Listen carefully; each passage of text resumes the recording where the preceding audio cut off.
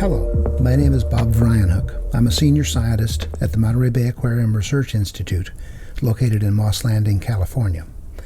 In this lecture, I will provide a brief overview of some genetic and statistical methods used to study the population structure and connectivity of deep-sea hydrothermal vent species. I provide a few case studies involving deep-sea tubeworms and mussels to illustrate applications of these methods. For more detailed information, viewers should refer to the general review paper cited here and the original publications cited at various places throughout this presentation. Vents are distributed worldwide along the global mid-ocean ridge system, in back arc spreading centers, and in oceanic seamounts. Without sunlight and photosynthesis, life in these scattered deep-sea habitats depends on emissions of reduced gases such as hydrogen sulfide, methane, and hydrogen. The reduced gases are oxidized by chemolithoautotrophic bacteria that fix carbon to produce sugars and other organic molecules. The bacteria inhabit narrow redox zones at the interface between oxic and anoxic environments. Some species of bacteria take up residence as symbionts inside or on the bodies of invertebrates, such as the giant tubeworm Riftia pachyptila. Riftia's bacteria are housed in bacteriocytes, specialized cells located in the trophosome. The worm obtains oxygen, carbon dioxide, and sulfide through its gill-like plumes, and uses a well-developed circulatory system to deliver these gases to the trophosome. Chemosynthetic communities can be lush, though their persistence can be brief. For example, I obtained this image from 21 degrees north latitude on the East Pacific Rise. As you can see from the following panels, I also found many patches with dead clams and dying tubeworms. The clamshells were dissolving and the Riftia tubes were being consumed by scavengers. The fluid conduits that support vent communities can become obstructed over time, limiting the availability of reduced gases. Then, the chemosynthetic community dies. Nearby, at 9 degrees north latitude, a vent community was obliterated by a lava flow in 1991. But extirpation was soon followed by rebirth. Here I show a time series of panels published by Tim Schenk and his co-workers to illustrate the rapid colonization and growth of Riftia tubeworms. As you can see, these vent species live in highly disturbed and patchily distributed habitats. They share many characteristics commonly attributed to terrestrial weeds: the capacity to grow fast, mature early, have high fecundity, and to produce effectively dispersing propagules. Nonetheless, vents are tiny, scattered habitats in vast ocean basins. How do these sedentary and sessile invertebrates disperse among disjunct vents? The dispersal mode of individual vent species determine when and how often they colonize new vents, and the rates of gene flow among existing vents. Dispersal potential is affected by a number of intrinsic factors. You should refer to more thorough treatments provided in the primary papers and reviews listed here. Realized dispersal rates and distances are affected by a number of extrinsic factors. Sheer geographical distances between vents play a large role. Subduction below continental masses can isolate previously contiguous axes, like the Juan de Fuca Ridge and the East Pacific Rise, which were connected about 28 million years ago. Geomorphological features, such as ridge offsets, depth differences, and intervening microplates often create dispersal barriers for vent species. Deep ocean currents interact with geomorphological features to affect the transport of propagules along ridge axes or across them. For most species, dispersal distances are limited. The vast majority of propagules settle near their natal site, although a few may be carried for very long distances. Limited dispersal leads to isolation by distance, a process described in 1943 by Sewell Wright, one of the founding fathers of population genetics. Estimates of genetic differentiation increase with geographical distances among the colonies. However, the isolation by distance process cannot necessarily be inferred from these patterns. Other processes can produce similar patterns. Later, I will give some examples. Vents are not continuously distributed. They occur as discrete, island-like habitats. Sewell Wright's island model imagines such colonies. Each produces dispersing propagules, let's say mussel larvae that feed in the water column for several months.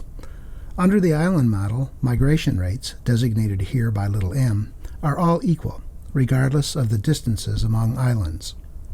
Thus, no relationship is expected between actual migration rates and geographical distances.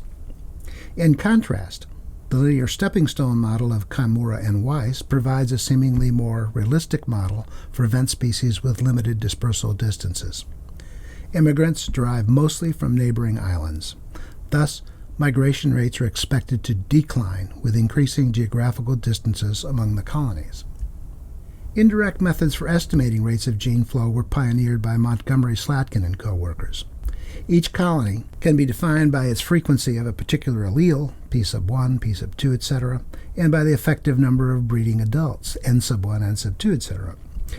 So you will write to find the standardized variance, FST, as the variance in allelic frequencies divided by the limiting variance, which derives from the binomial model. The standardized variance ranges from 0, when allelic frequencies are identical among colonies, to 1, when the actual variance equals the maximal variance. After some time, divergent and convergent processes will reach an equilibrium. Then, FST is inversely proportional to NM, the average number of immigrants per generation. The migration rate, NM, is actually a product of two numbers, big N, the effective number of breeding adults in each colony, and little m, the proportion of immigrants. The relationship is actually more complex, but this reduced version is approximately correct as long as the rate of immigration is small and the mutation rate is very much smaller than the mean immigration rate. Also note, we must assume that there is no selection on the genes under investigation. Now, if you can live with these assumptions, you can infer NM from empirical estimates of FST. Let's look at some examples.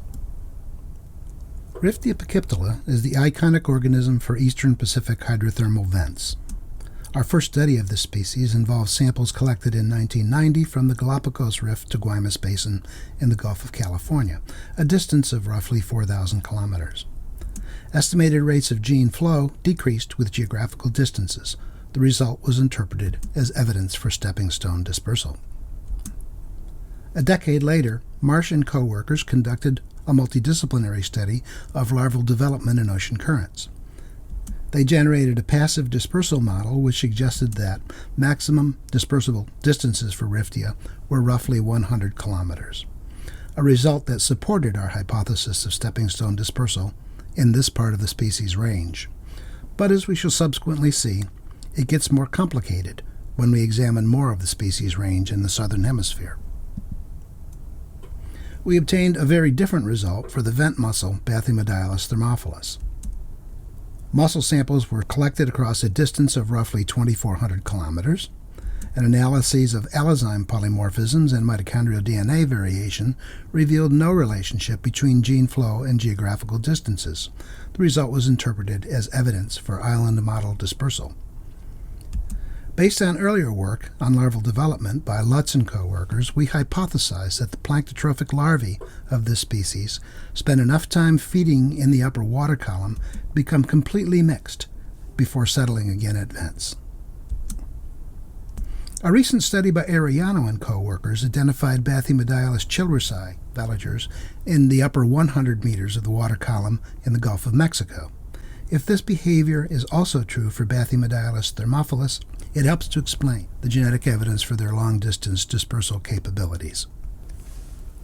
The previous results were satisfying for the 1990s, before DNA sequencing methods were inexpensive and relatively easy. But FST methods suffer from a number of problems. They are sensitive to violations of the migration-drift equilibrium. You cannot separate contributions of population size and gene flow to the compound parameter NM. Estimates of gene flow are symmetrical, but in nature they might be highly biased in one direction, due, for example, to directional ocean currents. Estimates of gene flow are based on gene frequencies.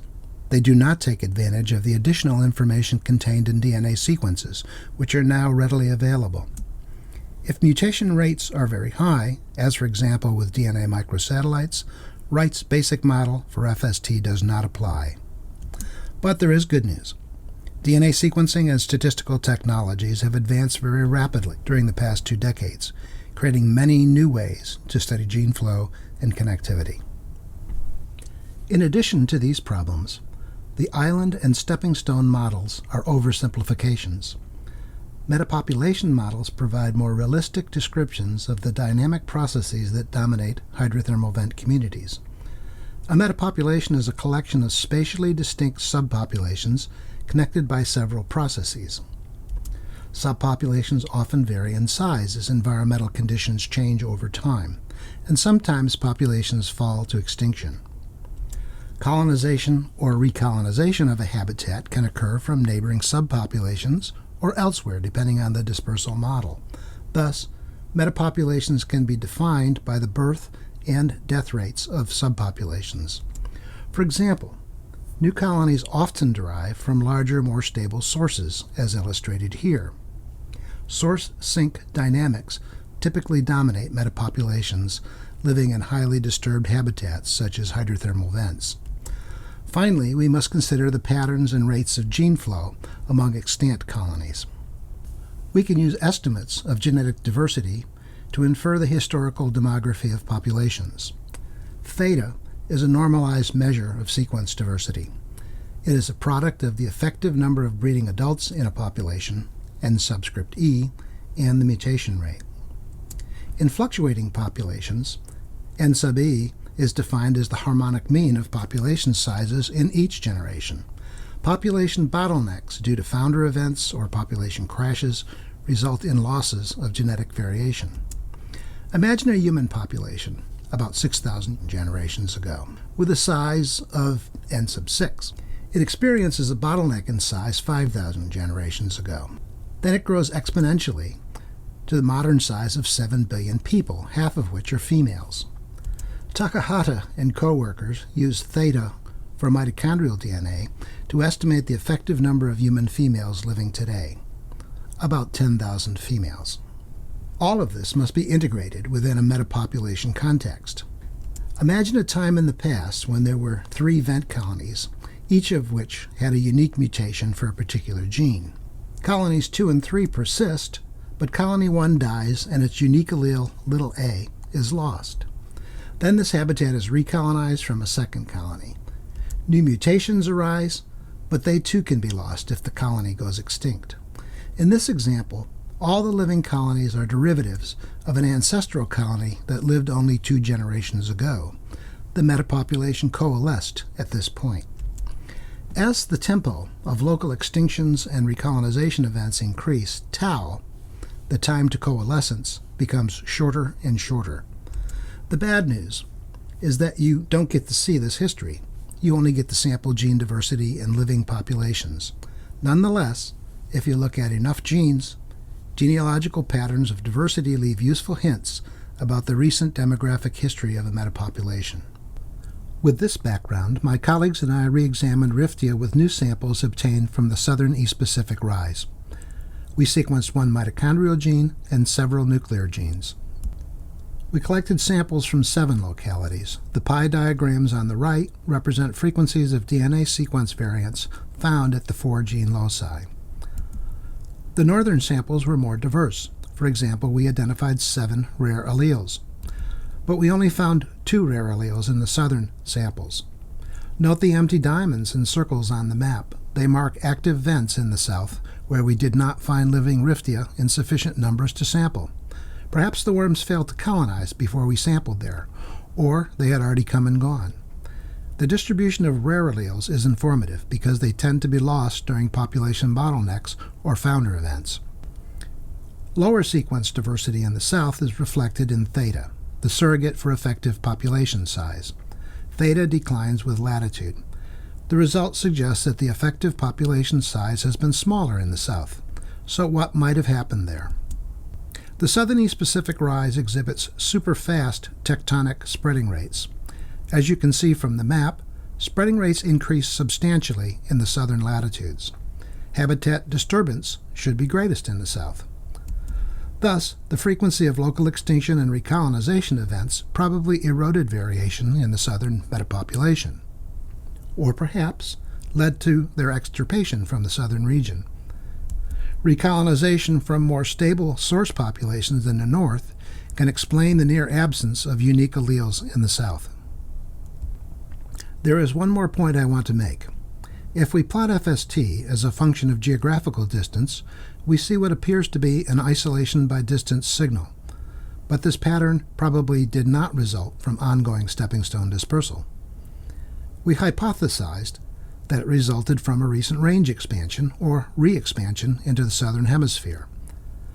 As we see here, inferring an isolation by distance-like process from FST patterns can be risky. Natural selection across environmental gradients, hierarchical population subdivision, and hybridization and integration can produce very similar patterns of differentiation. Recently developed coalescent methods can be used to extract demographic information from gene trees. The isolation with migration method was developed to examine closely related species that might continue to exchange genes after they have split. Imagine an ancestral population that splits into daughter populations at some time in the past, represented by tau. The IM method allows estimates of theta, surrogates for population size, and you can estimate directional migration rates between the daughter populations. Note that mu, the mutation rate, is common to each of these estimates. So, you should know something about the mutation rates of your genes if your goal is to estimate population size, migration rates, and the time of population splitting. But it is never that simple. Gene trees like the one illustrated here do not necessarily equal species trees. In this hypothetical example, the gene splits long before the species split. Thus, this gene misrepresents the age of the split. Furthermore, closely related species might continue to exchange genes after they have split. We use the IM method to investigate hydrothermal vent limpets from the northeastern Pacific Ridge axes. The Explorer, Juan de Fuca, and Gorda axes are separated by two relatively large offsets, the Savanco fracture zone and the Blanco transform fault. Do these offsets impede dispersal among the three axes? Yes. The 450-kilometer-long Blanco transform fault separates two sister species. Lepetodrilis fucensis on the left was originally described in 1988, and we described Lepetodrilis gordensis in 2008. Some subtle aspects of the soft anatomy distinguish the two species. We obtained DNA sequences for two genes and constructed networks, which are just another way to depict genealogies. The numbers next to the circles are counts of the most common DNA sequences. Sequences without numbers were only seen once. Lines connecting the sequences represent mutation paths. Phylogenetic uncertainties can lead to more than one possible pathway connecting the circles. The blue haplotypes are restricted to the north, to fucensis, and the red haplotypes are restricted to gordensis in the south. 60 mutation steps separate the CO1 sequences of the two species. However, the species are not as divergent for the PGM intron sequences. Why should this be the case? Mitochondrial genes typically have much higher mutation rates than protein-coding nuclear genes. Also note that the fucensis sequences are dominated by a few very frequent haplotypes. Sequence diversity is much greater in gordensis for both genes. As we shall see, these differences are reflected in corresponding estimates of theta. The IM method permutes your sequence data to simulate the evolution of millions of genealogies. Details about the computer programs are found in the cited publications. Prior assumptions about mutation rates, population sizes, and immigration rates can be implemented to constrain the evolutionary models. The program then determines how the millions of resulting models explain your original observations. First, we explored a model that assumes no gene flow between fucensis and gordensis. The posterior probability density plots assess how well the models explain the original data. Note that gordensis and the ancestral population have larger thetas than fucensis. Perhaps speciation of fucensis involved a population bottleneck, or perhaps populations of fucensis have been demographically less stable. We also estimated the time for the most recent common ancestor for each gene, after adjusting for their respective mutation rates. The two estimates of tau are very similar. Roughly 10 million years ago, assuming one lipid generation per year. If generation times are shorter, for example 2 generations per year, the estimated times will be half as long. Since these limpets have not been reared in laboratories, we do not know what their generation times might be. These uncertainties notwithstanding, our estimates fall within a range of dates noted for the origin of the Blanco transform fault, 5 to 18 million years ago. Note that the estimate for time of population splitting is substantially younger than the gene splits under the isolation model. However, they could be coincident, because we really did not know generation times for the 2 species, and the estimates of mutation rates for the 2 genes might not be correct. These caveats notwithstanding, the IM method provides great flexibility for testing various demographic scenarios. For example, we can relax the isolation assumption and estimate immigration rates between the 2 daughter populations. Note that the estimates of population size were not affected for the daughter populations, but now we could not estimate the size of the ancestral population. Similarly, estimates for tau were not affected for the 2 genes, but now we could not estimate the time of population splitting. Finally, note that the estimated immigration rates were highly asymmetrical. Gordensis receives many more immigrants than fucensis. We explore some reasons for this asymmetry in the next example. The isolation and migration models are only 2 alternatives, but there might be many more. And we cannot exclude natural selection for some of the differences observed between the 2 genes. Nonetheless, we were able to compare 2 relatively simple scenarios. Resolution of this mystery will require the acquisition of sequences from additional independent genes and appropriate tests for natural selection. We used IM methods to examine the connectivity among Riftia piscicide tubeworms from the Northeast Pacific Ridge system. I will just discuss the mitochondrial CO1 network in this case. The sizes of each circle represent frequencies of mitochondrial sequences. The 2 most frequent yellow haplotypes are found throughout the species range. The blue haplotypes are restricted to the Juan de Fuca and Explorer Ridge populations, and the red haplotypes are restricted to the Gorda Ridge. First, we tested the hypothesis that the northern and southern groups are isolated by the Blanco transform fault. The isolation model was rejected. Gene flow occurs between the 2 regions.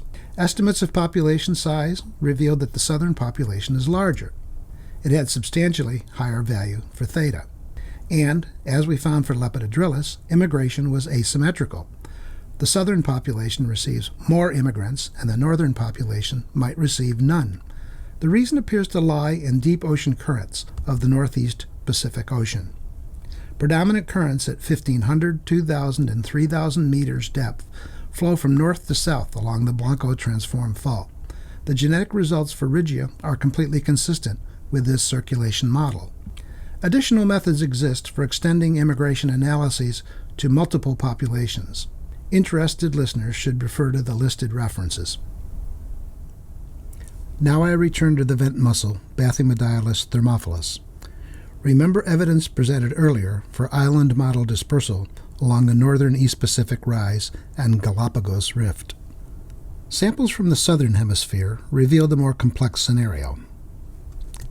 mtDNA data revealed very distinct populations living south of the eastern microplate. 20 mutations separated the 2 groups. Concordant patterns were found for independent nuclear genes.